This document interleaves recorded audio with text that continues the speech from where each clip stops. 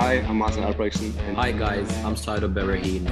Hi, I'm Darren Carter. You're listening to the Baggies Podcast, giving you the latest news, views and opinions on all things Albion.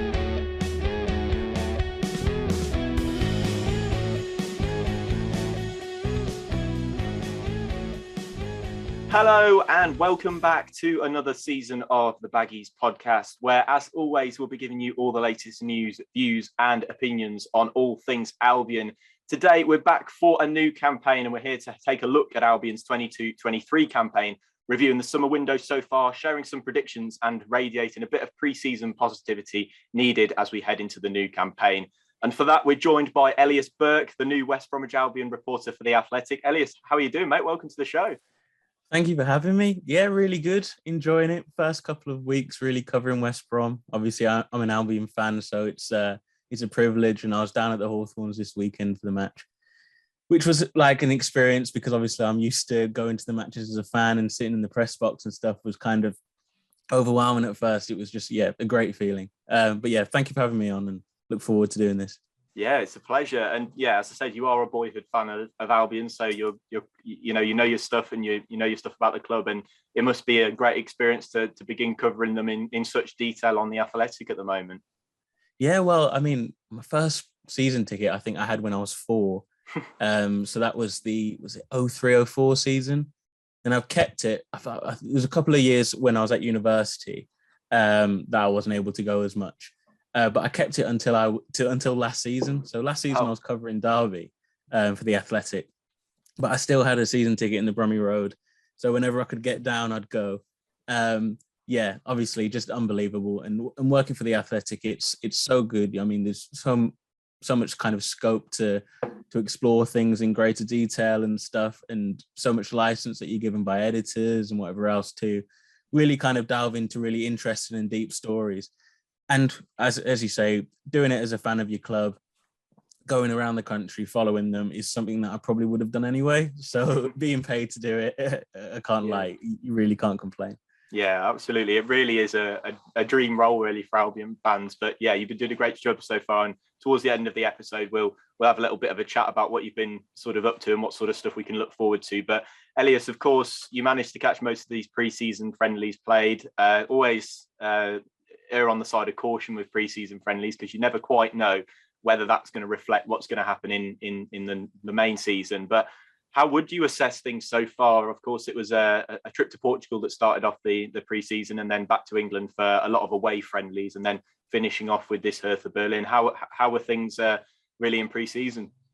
Yeah, that's the key, I think. I mean, you touched on it there. You can't really delve too deep into the pre-season matches and stuff, because I mean, last season, granted, we started the championship season really well under Val, but the final match of pre-season ended with a 4-0 win away to Blues, and that was arguably the best performance of the season for us completely. So you can't go too deep into those, but I think it's gone okay.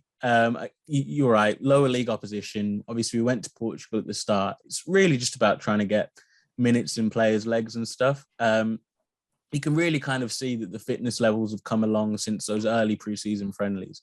Players are looking sharper. I mean, there's still, you're seeing glimpses from players, John Swift, Diangana, etc., that really kind of fill you with encouragement. But yeah, overall, it's gone okay. I don't think we played unbelievably well in any of the matches, which is perhaps slightly a concern. I think there's just issues with knitting everything together at the moment. So everything kind of looks a little bit disjointed. We kind of hope by the time Middlesbrough comes around this weekend that those things will be sorted out, but you can never be sure. 46 game season. I don't think there's any point in even worrying too much about the first few matches of the season, really, because again, the season, as you say, is just so long. But yeah, it's gone okay. We've picked up some decent results. Dike's got on the score sheet, which is always nice. So yeah, if you had to rate it out of 10, you'd probably give it a 6 or a 7. It's all right. Yeah, all right, I think is the word I'd use to describe it as well. Yeah, it's been there's been some, of course, I think there was a lot of alarm bells. I think the game against Stevenage where, you saw the sort of overreaction from everybody going, oh my God, we've just lost to Stevenage. But as you said, the pre-season results I've seen us have some brilliant pre-seasons in the past, and I've seen us really struggle when it comes to the league. And I've seen us nearly lose every single pre-season match and, go on to have some of the best seasons I've seen as a fan. So yeah, you can't really read too much into it, but I suppose in some ways you could with the lineups that have been chosen, of course, Hertha Berlin last Saturday and Oxford the week before. Do you think that we can kind of draw anything from the lineups that Bruce is picking and sort of the formations that he might go for? Yeah, I think definitely on that sense. I think 4-2-3-1 appears to be what Bruce is kind of like erring towards, and it certainly makes sense with the signings that he's made. Obviously, Yokuslu having a 6, having another person in that kind of double pivot makes sense because Albion are kind of short on numbers there. Livermore obviously missed the game on the weekend with illness. That just leaves Moa and Malumbi really with Castro out on loan and stuff. So definitely adding another person to that too makes sense. I think adding obviously Swift as a number 10. We don't really have a recognised number 10 outside of Swift. I know Wallace has played there a little bit. I think I've had Gardner Hickman mentioned to me there as a potential idea, but yeah, definitely having Swift as a natural number 10 makes a lot of sense. Wallace as well, having another wide player, wide right. I mean, it just kind of makes sense that 4-2-3-1, that seems to be the system that he's going for, etc. So yeah, on that front, makes sense. In terms of the lineup against Hertha Berlin on the weekend, Phillips started on the left. I've had it mentioned to me that maybe that might make a little bit of sense against Middlesbrough. Isaiah Jones, obviously a massive target, or one of their star players at right wing back. Maybe having that experience and kind of discipline of a, older and more experienced player there can kind of help negate that threat a little bit. But then I've also had people say to me, you know what, West Brom are one of the best teams in the league. Why not just try and play against them? And you can understand both arguments, really. Definitely going away to Middlesbrough, first game of the season. If you want to err on the side of caution, I don't think you can be blamed too much. I think you can read into that. I think Dike came off the bench and obviously scored, and that was massive for him. And I think that will probably warrant his place next week. Grant's done really well. Whether he'll start with Grant or not, it's a different question. Obviously, Grant played so much of his minutes last season from the left. Yeah. Does he play up front this season? Does he play off the left? There's so many questions. But I think one thing you can really kind of take away from these preseason friendlies, in terms other than the 4-2-3-1 and the points that I've made just there, is the sheer depth of attacking quality that we've got. I mean, you brought Diangana on with half an hour left, was it? And then he's just kind of changed the whole game immediately, really. Dike came on at the same time as well and scored. So I think that's going to be a big theme throughout the season in terms of having those numbers to go to, especially in the 46-game season, the condensed schedule because of the World Cup, etc. There's, I think, a big kind of takeaway is Bruce's willingness to switch things around at the front in attack, which I think is really encouraging, to be honest.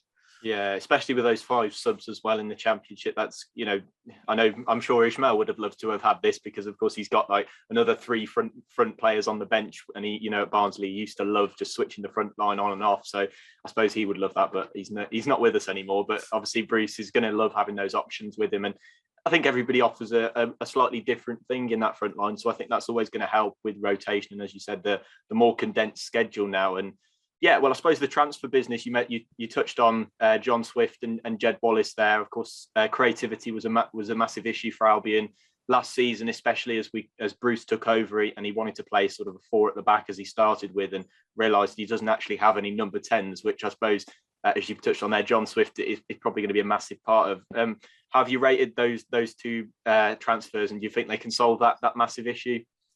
Yeah, so I've spoken to a few fans about this, and we were talking about which, obviously every player isn't going to play every game, especially as World Cup season, 5 subs, condensed schedule, etc. It'd be just too harsh for them to play in Saturday, Tuesday, Saturday, Wednesday every single week. So we tried to break down which of these players do you think in this Albion squad at the moment will probably play the most amount of matches. And then I kind of settled on probably Swift and Wallace, which is kind of shocking, I guess, because they're our new two signings. But really, without them, you kind of think that, especially with Swift, who's at number 10, as I said, we don't have another one. Everything kind of doesn't make as much sense anymore. Then you'll have to go to a 4-3-3 maybe, or maybe even 3 at the back, obviously, that you trialed last season. So I think excellent signings, to be honest. And, it just represents unbelievable business early in the window, free agents. You got them in before we went off to even preseason training. So they've been around the group now for a while. They've done the whole process with the rest of the group. They know the players and stuff. From what I'm led to believe, they've already having a big impact in the changing rooms, especially Wallace. I mean, Swift is a character, but Wallace is apparently, I wrote a piece where I kind of highlighted that one of the club staff have already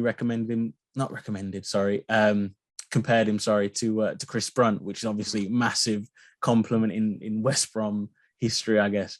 But yeah, just two really, really good signings, really good characters, add a lot of quality into the team in areas that we really needed it. And yeah, you talk about the creative department. We don't really have any replacement for Swift. With Wallace, it's maybe a little bit different because we've got the numbers and stuff, but we're in a really good place. And shockingly, I guess, last season you talk about the creative department as our biggest weakness, but now you might say it's our biggest strength. Yeah, absolutely. I think it's going to help a lot with those two new signings, and I think, yeah, they just fill that gap, don't they? They fill the gap and some really two massive championship players. I mean, you ask anybody who's watched championship football over the past 5 years and say who would you say have been the two most consistent creators, you might stick one or the other in there, which I think is, yeah, it's massive for Bruce to get those two in, especially as you said before the pre-season started. So they've been around the group, and yeah, Wallace seems like a real leader, as you touched on a little bit there. So yeah, it's definitely a massive coup to get both of those in. And another massive coup, Elias, Yokuslu, of course, we got a little glimpse of him as he walked onto the Hawthorns pitch against Hertha Berlin. I believe you're quite keen for us to delve into a number 6 and try and bring one in, as I saw on social media. I'm guessing that there aren't many better that you would have hoped for us Albion to sign than Yokuslu. No, absolutely not. And obviously he's got such a kind of an affinity to West Brom, even though he was there he was at Albion for just a few months. He made such a massive impression, and it seems like he's made a massive impression on the players and the staff as well as the fans. I think it's a great signing. He comes with unbelievable pedigree. Was it 39 caps for Turkey? Played a key part in the Turkey Euro squad last season. Obviously, it comes with the question marks about the fact that he hasn't played very much recently, and but you kind of hope that these things get sorted out as soon as possible, and he'll be back into the team. But you're right in terms of needing number 6. I think as soon as we signed Swift, which was another kind of massive position we needed number 10. We needed some more creativity. We got that with Wallace as well. After that, the glaring hole really in the team, you might say striker, but we've got Grant and Dike, which are, proven goal scorers at this level. What we really, really needed was a number 6, because we don't really have one. We've got Livermore, who's probably played his best football for Albion in recent years as a number 8. We've got Malumbi, who's, lots of legs and very energetic, but not really a ball progressor. And we've got Moa, who's very good on dead ball situations, obviously got this unbelievable left foot, but I don't think he's really kind of like stamped his authority on the West Brom midfield yet. And maybe, having someone alongside someone like Yokuslu can make all the difference. So I think having a proper number 6, someone that's played there for a long time, is very experienced, got that pedigree there, should make all the difference, really. I'm really excited to see him in this Albion midfield. I don't think it's going to happen too soon because, as I understand, he's quite a distance away. He hasn't had much for pre-season and stuff, so it would take him a little while. But once he's right underway, once he's got some minutes under his belt, I think we'll see that quality. And in terms of quality, really, in that position, there's not really many teams that you can really compare him to. I mean, a 40 cap Turkey international is very impressive for Albion. Yeah, and I think your piece on The Athletic highlighted how good. I know that we've kind of been looking for somebody who's going to progress the ball by passing it, but he seems like a man who can literally carry the ball from midfield into the forward position. So, in that way, we've kind of got a progressor, but not in the traditional sense. Like, I'd say maybe a Romain Sawyers who can pass the ball forwards. You've got somebody who's now going to kind of carry that ball forwards. I mean, that's going to be a massive coup for us if he gets up to speed and we can get him in as soon as possible. Yeah, agreed. And I think that's definitely something that we've been missing, someone to really kind of take the ball out of defence. I mean, Ajay is kind of a highly rated within the club in terms of his passion and stuff, and he can carry the ball as well. But what you need is really someone. I think I shared a video the other day of West Brom playing against Millwall in that season where we got promoted. We won 2-0 at the Den. And one thing you saw immediately was just how quickly we were getting the ball through the third. I mean, it went from Johnston to the defenders to Sawyers to Kravinovic or Pereira, and then out wide or through to Robson Kanu. And within the blink of an eye, really, it happened so quickly. And that's what Albion need to get to this season. I think we've got so much quality in those creative areas. If we're playing against low blocks and stuff, we need to, at every opportunity, try and move it as quick as possible. And, Akai can do that. Maybe it's not through passing, but you can dribble past players. And I said in the piece that he grew up playing as a winger, so it kind of makes sense that he's kind of so comfortable beating players and stuff. I would like to see him add a little bit more of that progressive passing to his game, because I think having that quality just to kind of speed everything up will add something, will add a different dimension to Albion's midfield as well. But definitely, yeah, I'm in total agreement with all the fans, really.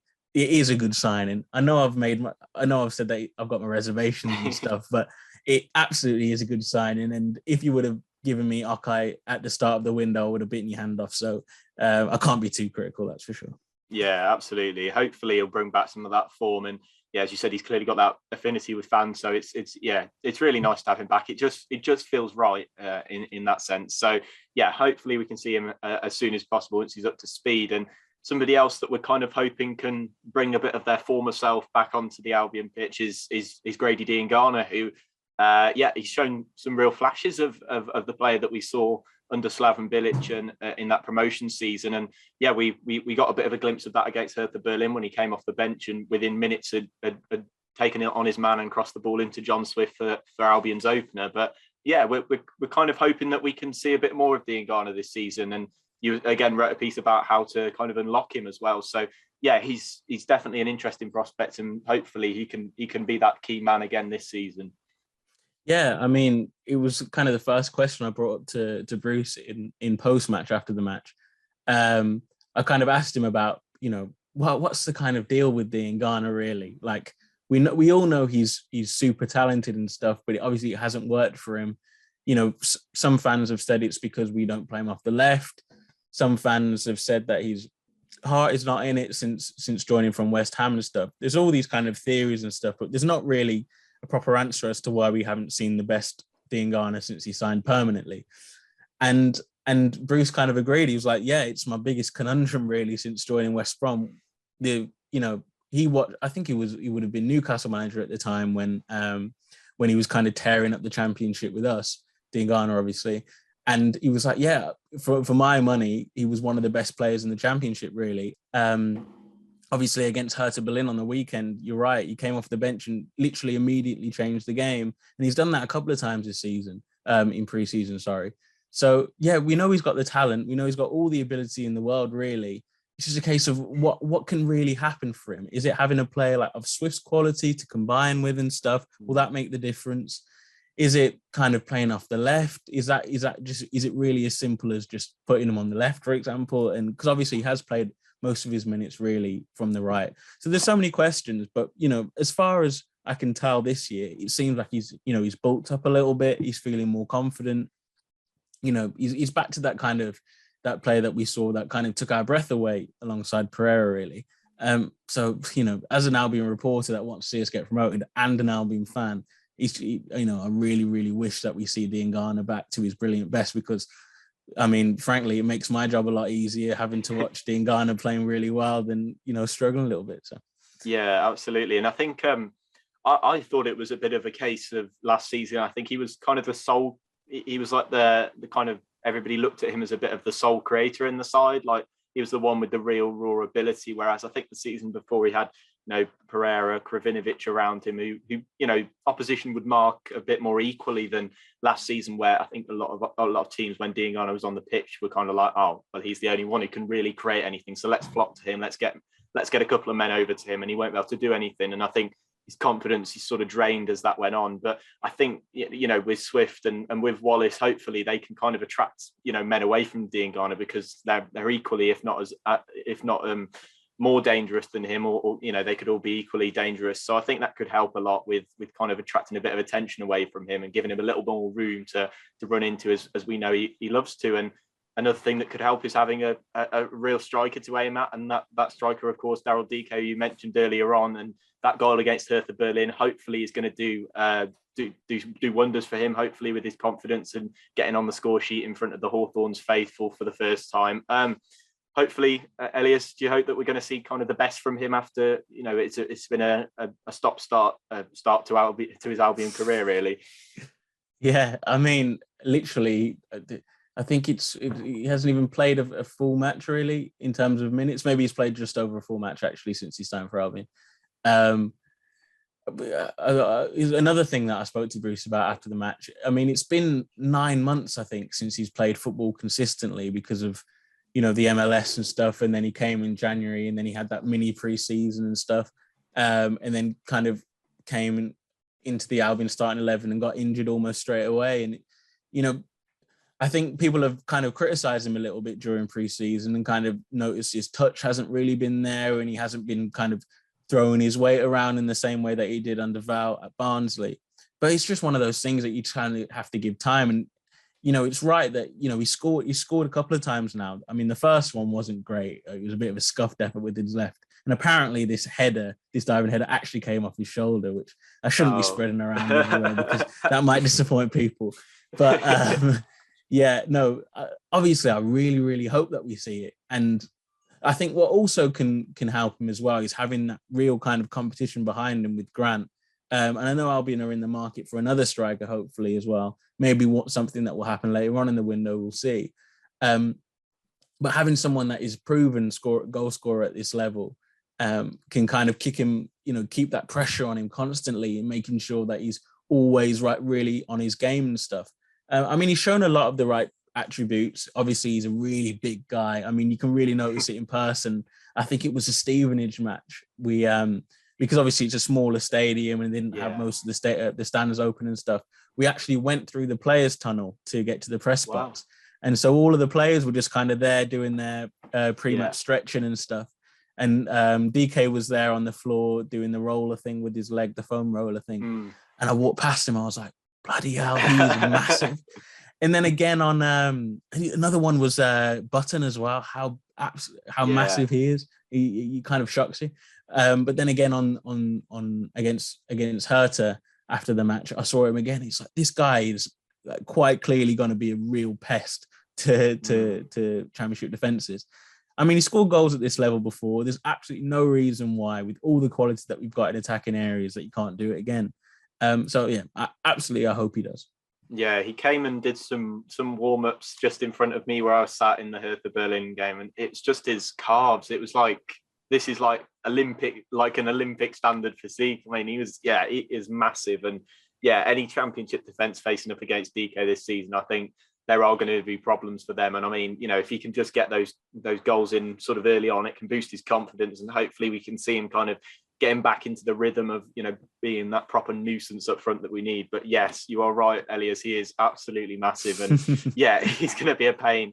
I suppose the final question sort of with what we can kind of allude to with pre-season, I'm not sure if this is something that we can kind of tell yet, but it seems like we're quite keen to get the ball wide into those wide areas and cross for Dike when he's on the pitch. Do you think this is kind of the style of play that we're going to try and use in those attacking areas this season? Yeah, that's something I patted myself on the back a little bit for on the weekend because I noticed how many times, you kind of noticed it throughout pre-season, really, how often we kind of switch the ball out to Wallace, especially because I guess that's Wallace's game, shifting the ball out very quickly and then whipping it early into the box. And it certainly seems like that's kind of going to continue under Bruce at Albion.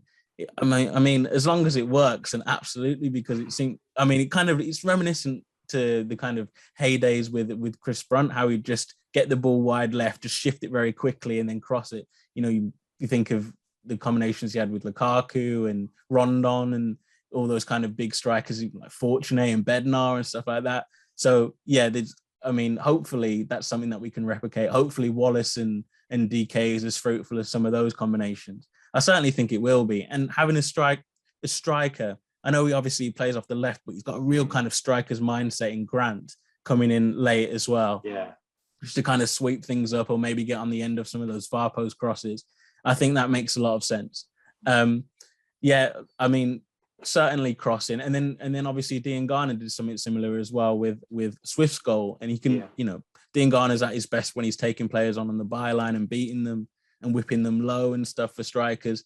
So yeah, it certainly seems like it's going to be a tactic. But as I've mentioned, we've got so many numbers in those areas that really, in terms of, as long as we kind of unlock Swift and we get Swift into those pockets where he can really affect play from the number 10 position, we've got so many options. You can kind of mix and match. You can play Wallace on the right and then a more attack-minded Grant from the left, or you can play Diangana on the left and another player on the right. Matty Phillips even, who can kind of whip them in also. There's so many options in that position. So I think it just kind of horses for courses, really. And, if it seems to be working, if Wallace seems to be performing well and DK's getting on the end of his crosses, then, why stop? Because it's quite clearly a useful source of goals. Yeah, absolutely. You could see that. You can see it with the 2 goals, really. The early delivery, I think it really does catch defences out. And when you've got somebody like DK, who's, especially for that second goal, was already kind of in front of the man, ready for a delivery. He could spot where it was going. And I think that's going to be a really deadly combination this season. And I suppose, Elias, one thing I wanted to talk about, as I know that it's a bit of an interesting prospect for everybody, which is the other championship teams and how everybody else is looking, really. There's plenty of teams to look at. I know we spoke about it off air about how it's just we are silly to even be trying to predict it in any way. But I suppose with all these teams to look at, who are you thinking might be in and around those promotion spots come the end of the season? Well, for one, I certainly hope that we are. Yeah, we've made all the right additions that we should be in and around those areas, at least. Obviously, Norwich is one that you can always kind of put a safe bet that they'd be in and around there. Pookie scores so many goals in the Championship. They've done it so many times before. Obviously, now it's a bit different. They don't have Farker as their manager, but Dean Smith's a really good manager at this level. Obviously, someone that has been linked with us previously as well. So you'd have to assume that Norwich would be up there. I think Borough, who we're playing obviously on the weekend, another great manager in Chris Wilder, another one that we almost got also. They're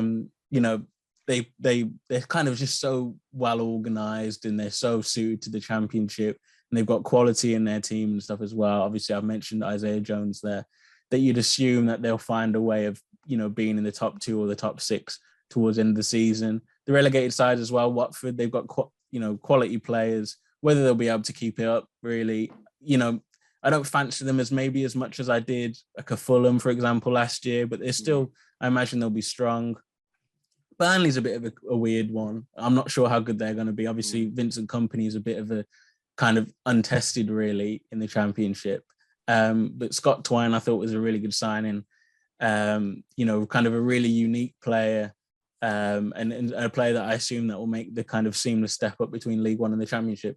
So there's 4 or 5 teams there that, should be in and around those areas. But as you say, there's always one or two really that just kind of completely take you by surprise. Nobody thought Luton would be up there last season and, they finished in the top 6. Huddersfield, again, obviously they don't have Corberan.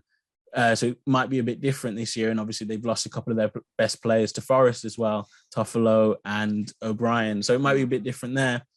But nobody expected them to be in the top 3 last year. So there's just kind of so many different variables, really, who can go on those runs, who can piece it all together over a 46-game season. But hopefully West Brom will be up there. I'm confident they will be. Norwich, Middlesbrough, I think they're probably my top 3 as it stands. Well, as long as you've got us in there, Elias, that's all that matters. So obviously, there's plenty of teams sort of vying for those top spots, but also plenty of teams hoping to keep themselves away from that bottom three. We hope Albion won't be anywhere near that, but I suppose the second half of, I suppose the form in the mid half of the season under Ishmael and a bit of Bruce would have had us down there if we hadn't have picked up those points at the start of the season. How are you looking at the relegation situation? I know that you obviously have unfortunately got a little bit of experience with covering a team really in Derby last season, but how are you seeing the relegation picture this season? Yeah, definitely being up there is much nicer than being down there in terms of championship. Covering Derby last season, when they were rooted to the bottom of the table and stuff, obviously it was a nice narrative and whatever else, but yeah, it's not very pleasant when your team is losing most weeks, especially away from home. Sorry, Derby fans, if there are any of you listening. In terms of teams that are in those kind of positions, you might say Birmingham City, which is like sad because I guess technically they are our rivals in some ways, but it's not like Villa or Wolves, is it? Like, no. It's kind of more of a friendly rivalry. Obviously, they're the only team that will be playing really from the West Midlands next season in the Championship anyway. So it's just nice to have another team down there. But they're whatever position they're in at the moment. Honestly, I couldn't shed any light into like what Birmingham City will look like next season in terms of ownership, their manager, the playing staff, etc. It's just they're in such a precarious position that you kind of have to say they're one of the teams that could struggle. I know Lawrence Bassini went on TalkSport and said that he'd expect Blues to be fighting up for promotion, but obviously he's not taking the club over. So I don't think that will happen. Yeah, Birmingham City, unfortunately, probably you might have to put down there. I think Rotherham, they tend to be one of those clubs that kind of teeter between League One and the Championship, unfortunately. And you probably think that it's going to be a similar task for them this year. There's so many clubs really in League One that go down there and have, comparatively large budgets, etc. But as soon as they go up to the Championship, it all kind of levels itself off very quickly, and you realise that you're competing with two or three teams to really stay up, really. So it's a tough aspect on Rotherham's side. Can they pull off some fairy tale story and end up like Luton and somehow defy relegation and end up in the top six? Who knows? I hope for their sake that they can, but it's going to be tough for them.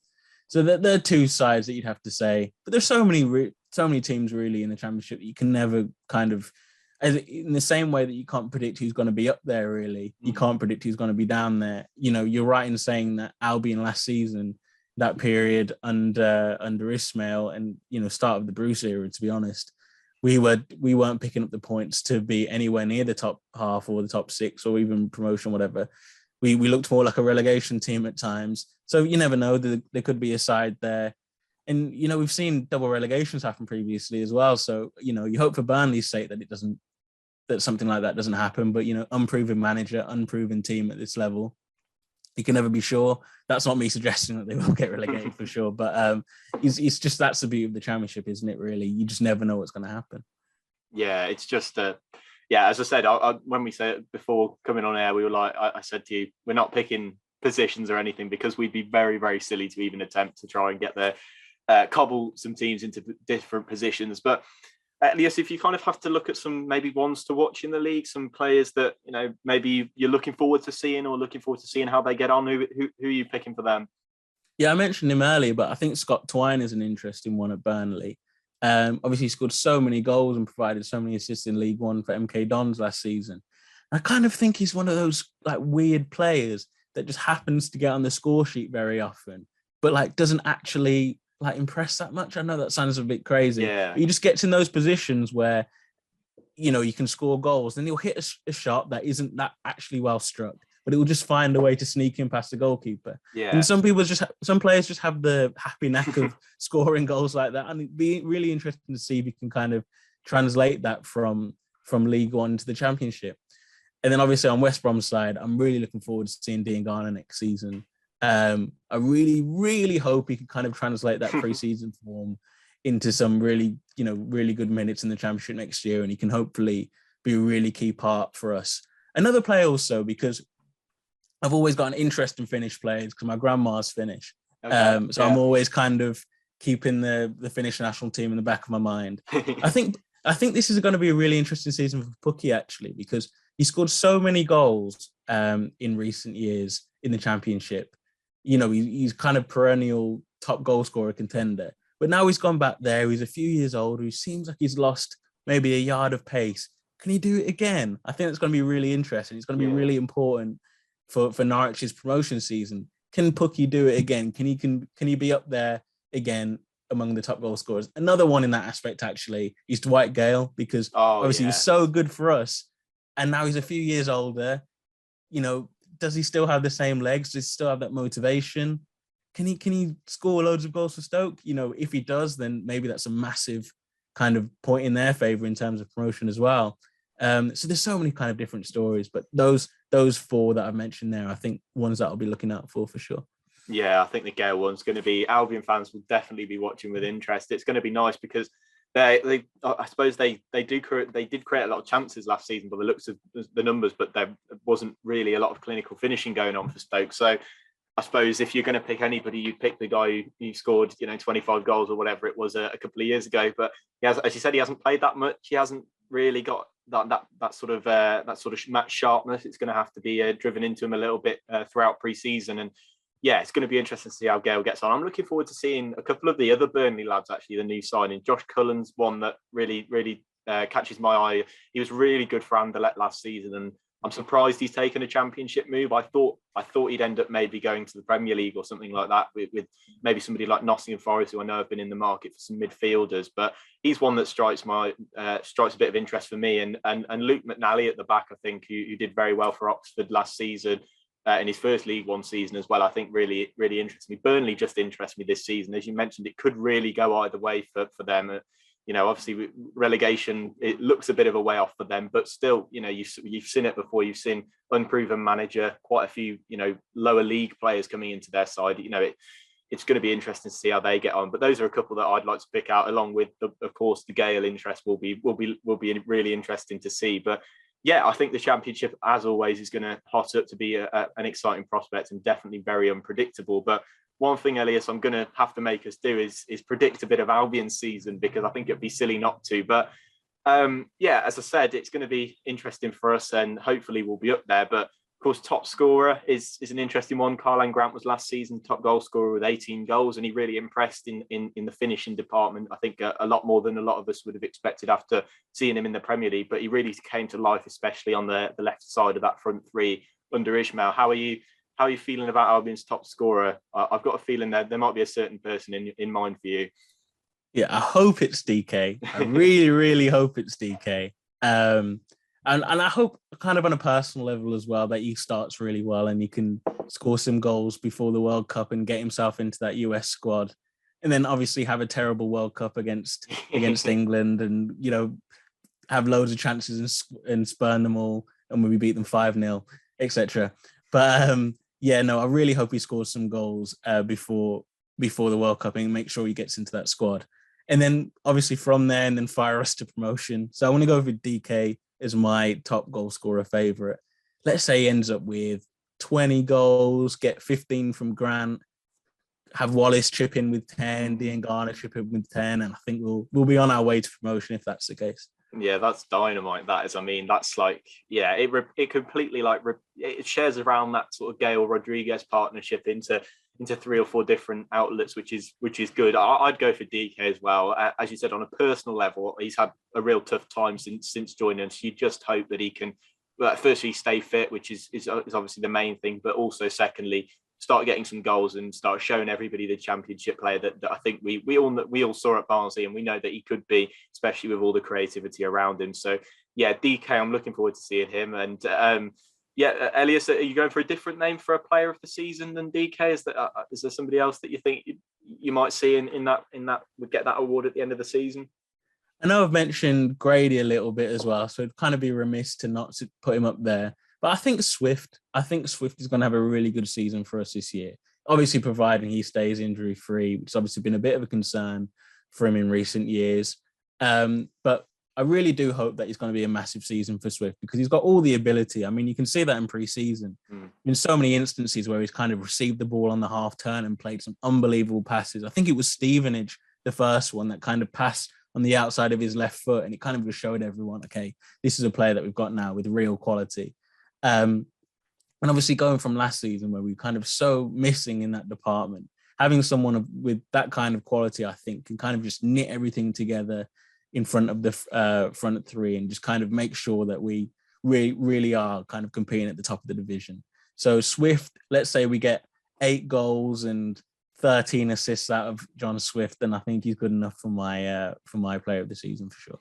Yeah, it's nice to have so many options, though, isn't it, really, with players that are really exciting. I feel a bit bad because we haven't really talked about the defence, have we? I feel like we're kind of leaving them out a little bit. And I think this is a big season for Daryl O'Shea as well, who, of course, has just become a father as well, just had his first child. I mean, it's a big season for him as well. Hopefully he's going to get some more minutes under Bruce. So I'd like to stick him in there, but I think the attacking plaudits, if we are to start grabbing some goals and assists, are going to come from that front four. And I think Swift as well I think he's just going to be everything we've missed. And I think we'll appreciate him more because we've missed a player like that. So I feel bad for copying you though, Elias. I feel like I'm being a bit of a copycat. So if I'm going to go for a differential, I think I'll go for Wallace because I think his delivery is just going to be absolutely deadly from set pieces, from crosses as well. I'll say Wallace just to be a little bit different, but in my mind, I know that Swift is going to be hopefully everything that we've missed. And isn't that so funny that we've both picked players that we've just signed as well? And it kind of just shows how good the business has been in the transfer window so far, that we've seen players already in pre-season have such a massive impact. I mean, Wallace has already delivered a few assists, delivered one to Swift, actually. Yeah, that was really good, yeah. Exactly, yeah. And Swift's been playing so well. And again, there you touch on the defence, but that's something that we kind of took for granted last season because that was one department where we were actually pretty good. I mean, we didn't concede many goals. And maybe there's question marks about how we could kind of progress the ball from defence, and maybe the deliveries from out wide and stuff weren't always the best. But in terms of defensive stability and whatnot, I think that's just kind of something we kind of take for granted a little bit now. Again, though, it'd be interesting to see how Button kind of combines with the defenders, because Johnston, obviously, England international, someone with a lot of pedigree and quality and stuff. Let's see if Button can kind of replicate and be a solid keeper for us as well. Yeah, there's so many players, isn't there? There's so many ones that we could talk about, and that's what makes it so exciting because you've got so many different options. You could be putting him in there as well, but yeah, we'd be here all day chatting through the entire squad if we were going to do that. But yeah, it's nice to have so much to be positive about for sure. I suppose there aren't that many youngsters sort of left milling around the first team at the moment, Elias. We've sent Caleb Taylor out on loan, Josh Griffiths as well, Kevin Castro as well has gone out on a temporary spell. I suppose Gardner Hickman would have really taken that role of breakthrough prospect last season. Are there any that are catching your eye that might get the chance under Bruce? I know we still got Ashworth as well, who's played a few minutes in pre-season too.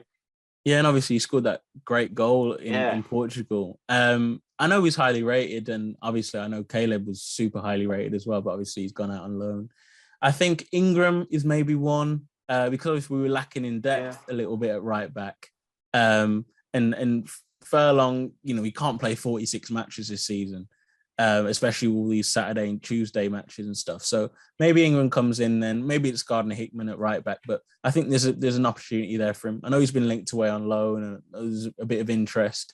But I think Bruce is still kind of weighing up the situation there on whether they actually think it's better for his development to stay, or whether it's better for his development to go to a League One club and get some minutes under his belt. It's going to be an interesting question. I guess one that will be answered soon enough. So I think we'll probably have to say Ingram and Ashworth as the fullbacks, really. They're the ones that stand out. I think you could even make an argument that Dike is a breakthrough prospect because he's so young. I mean, we forget just because he's done it in the Championship before that he's still relatively kind of unproven in terms, at least as a West Brom player. He's so young. We need him so much. We really need him to make a massive breakthrough. But yeah, that's maybe a bit of a niche and trying to be too smart. But Ingram and Ashworth, I'd probably say the two. Yeah, definitely. I think, DK, we do forget how young he is. I think Malumbi as well is a similar age. Yeah. With all his island caps and Championship experience so far, I think we forget how young he is as well. But yeah, there's so many options. I'd like to see Tom Fellows being given a little bit of a shot as well. Even if I suppose it probably would mean him going on loan, I can't see him getting too many minutes with the strength of our attacking lineup. But I just thought, I think he's got some real ability to take a man on and relentlessly run at a defender. So I doubt we'll get the minutes, but I think he's one that I'd look forward to seeing. And, those fullbacks as well, I think they could play a bigger part than perhaps we'd expect, because it's going to be a big ask to get to fill all of these little gaps in the squad as, between now and the transfer window ending. I think we're going to have to fill a few of them with players that we've already got. So, those two could be a big option. And Elias, I suppose the $1 million question is where do you think Albion are going to finish this season? Of course, I won't push you for a specific position, but maybe a little bit of a zone as to where you think we might finish. I've got to say position. I've got to do it.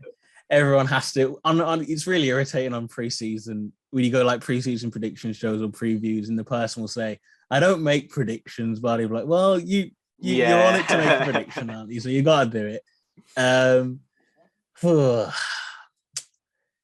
There is. I mean, there are big clubs at the top of the championship, and there's clubs with parachute payments and stuff, and obviously we're one of the clubs in receipt of that. But I think we're in a good position. It kind of all depends on whether the Akai signing works, because I really think that number 6 position is so massive for us next season. If we can kind of get players, if we can kind of get it all moving from there and like make those quick transitions through progressive passing and carrying and stuff, I feel like we can really unlock for us. And we've got all the quality in attack, but it kind of hasn't really clicked so well in pre-season yet. Yeah. And, such a tough start to the season. So I think we'll definitely finish within the top 6. I think I can kind of take that to the bank. But then again, I would have said that last season. So I think I'm probably even more confident now. You know what? I'll say that we'll win the league. Why not? Why not? That is Why bold. not? He's gone bold.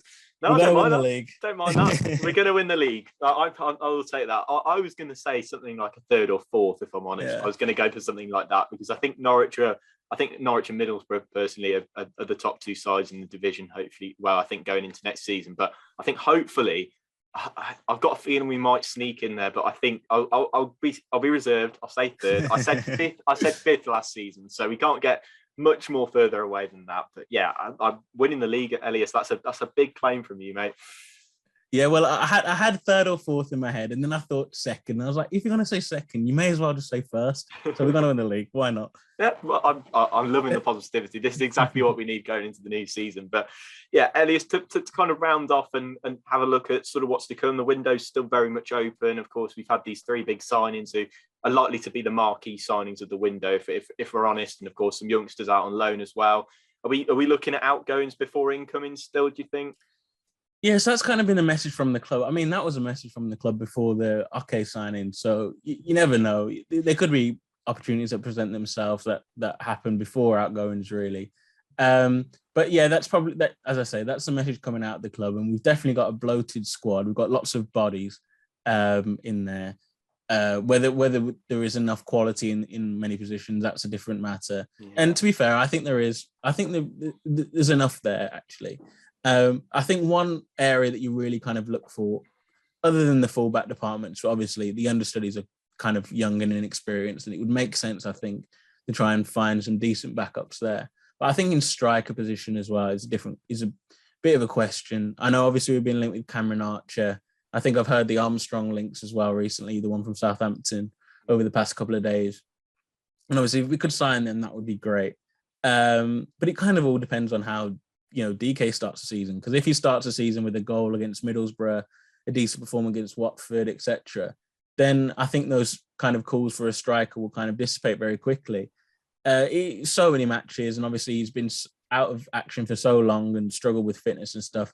There's going to be those natural concerns again, whether we can do it again this season. But I think we're in a good position. I think we're in a good place. There are definitely some additions that Bruce would like to make. As I mentioned, fullbacks and striker, the priorities, it seems, now that we've got that number 6 position sorted out with Yokuslu.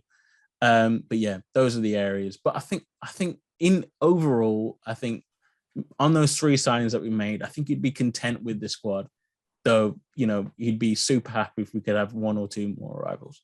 Yeah, it feels a bit weird that I know Albion have got that sort of history of looking into the loan market, haven't they? With obviously a couple of seasons ago under Bilic, we had loan after loan, and I suppose with under Allardyce as well, we brought in all of those loans in January as well. I feel like we've not really looked at that so far, as in bringing players in. But I've got a feeling that as the Premier League squads start to be assessed and pre-season starts to dwindle on for them, I suppose we might start to look towards the loan market to kind of pad out the squad and give us a little bit more extra depth. Yeah, that's tends to be how it works, really. I think you can kind of point to the summer under Bilic when we signed Charlie Austin right at the end of the window. Was it on deadline day? Yeah. And it's kind of maybe one of those opportunities present themselves towards the end of the window, whether it's, I thought that it could have been something like a Gale that could have come right at the end of the window. Obviously, he's moved down onto Stoke now, and that was something that they were kind of looking at, but it was never advanced at all, as from what I understand. So yeah, striker for sure. Like, I think that's something that will probably not get sorted within the next couple of weeks, but maybe as a window goes on and we get towards deadline day, and as you say, those Premier League squads start to look, and maybe an Armstrong isn't getting picked in the 11 a little bit, and maybe he's not even being picked in the squad, etc. Then you'll kind of kick up a fuss and maybe get a move to us. And obviously, if that's the case, then that's great, because he's a great striker at this level, isn't he? So I hope so. Yeah, hopefully we can kind of bed out the squad a little bit.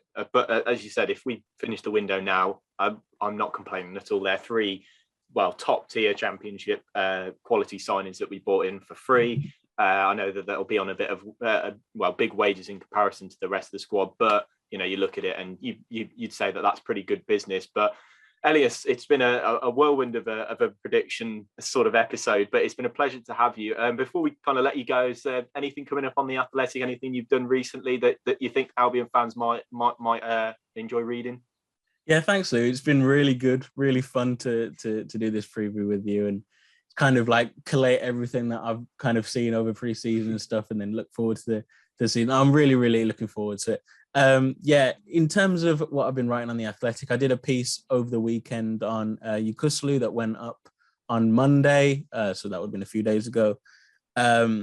Interesting to kind of look at the player that Albion are signing, really. So I did a bit of a deep dive into him statistically, looked at all of his strengths, a few of his kind of deficiencies as well. Kind of the numbers prove that we are signing a player that is really kind of talented and quality at this level. So I think there's a lot of like really nice graphics in there as well. I spent a lot of time with it, so I think you'll enjoy reading that one.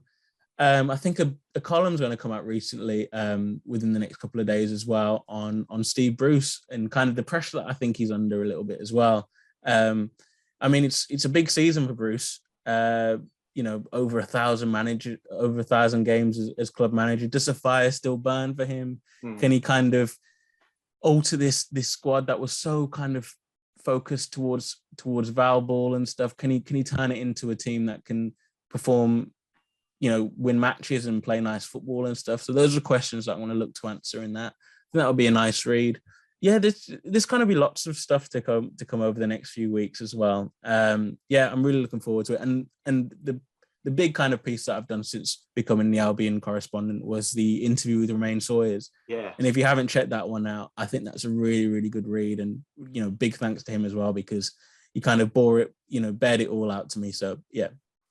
Yeah, they're all very good options. And obviously we'll leave a link to your sort of author profile on the Athletic, so everybody can go and have a look, and obviously drop you a follow on Twitter as well. But Elias, thank you so much for joining me. It's been a real pleasure chatting about the season ahead and getting those positive vibes into the podcast as well. So thank you so much for joining me. Wicked. No, honestly, it's been a pleasure. Thank you very much for having me on.